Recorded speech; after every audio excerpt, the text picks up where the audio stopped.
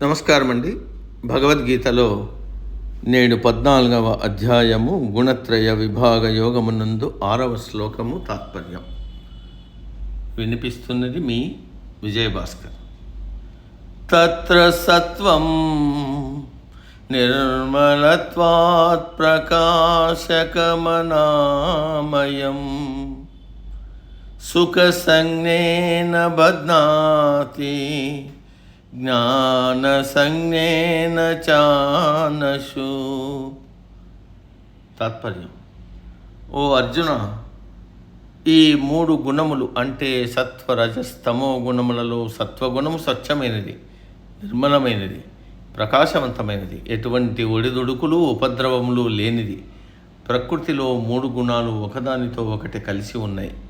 ఒకే గుణం ఉన్న జీవి ఉండదు. అలా ఎందుకు అంటే ఏ పని చేయడానికైనా రజోగుణం కావాలి.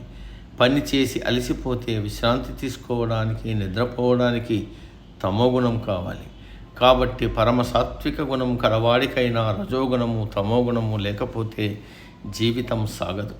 కాకపోతే సత్వగుణము ఎక్కువగా, రజస్తమో గుణములు కొద్ది పాలలో ఉన్నవారిని శుద్ధ సత్వగుణ సంపన్నుడు అని అంటారు.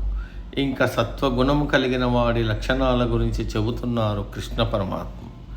సత్వగుణము కలిగిన వాడు ప్రకాశవంతంగా, నిర్మలంగా ఉంటాడు. అంటే మంచి తెలివితేటలతో వెలిగిపోతుంటాడు. సోమరితనం ఉండదు. విషయగ్రహణ శక్తి, ధారణ శక్తి అంటే జ్ఞాపక శక్తి ఎక్కువగా ఉంటుంది. మనసు నిర్మలంగా ఉంటుంది. చెడు ఆలోచనలు ఉండవు. సాత్వికుడి మనస్సు ఎటువంటి వికారములకు, ఒడిదుడుకులకు, ఒత్తిళ్లకు లోను కాదు. ఎల్లప్పుడూ ప్రశాంతంగా సమత్వ బుద్ధి కలిగి ఉంటుంది. కానీ ఈ సత్వగుణముతో పాటు మానవ సహజమైన కించిత్ అహంకారము కూడా చేరుతుంది. దీనినే సాత్విక అహంకారము అని అంటారు. ఇటువంటి సత్వగుణము కూడా సాత్వికమైన విషయాలలో పడి చిన్న చిన్న ఇంద్రియ సుఖాలకు ఆశపడి బంధనాలు పొందుతూ ఉంది. నేను పండితుడను, నేను పరమభక్తుడను, నేను జ్ఞానిని, నాకంతా తెలుసు, దేవుడు నాకు కనపడతాడు, నాతో మాట్లాడతాడు, నేను పరమయోగిని. ఇవన్నీ సాత్వికమైన అహంకారాలు. చాలామంది స్వామీజీలు ఇలాంటి మాటలు అనడం మనం చూస్తున్నాం, వింటున్నాం. ఇలా అనుకోవడం వల్ల మానసికంగా సాత్వికమైన సుఖం అనుభవిస్తాడు. అది కూడా బంధములు కలుగజేస్తుంది. కాబట్టి మోక్షం పొందాలంటే, జీవన్ముక్తుడు కావాలంటే ఈ సాత్విక అహంకారము కూడా పనికిరాదు.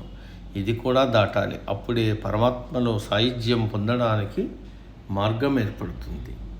నేటికి సమాప్తం. తదుపరి శ్లోకం రేపటి రోజు. సర్వే జన సుఖినో భవంతు. అందరూ బాగుండాలి, అందులో మనం ఉండాలి.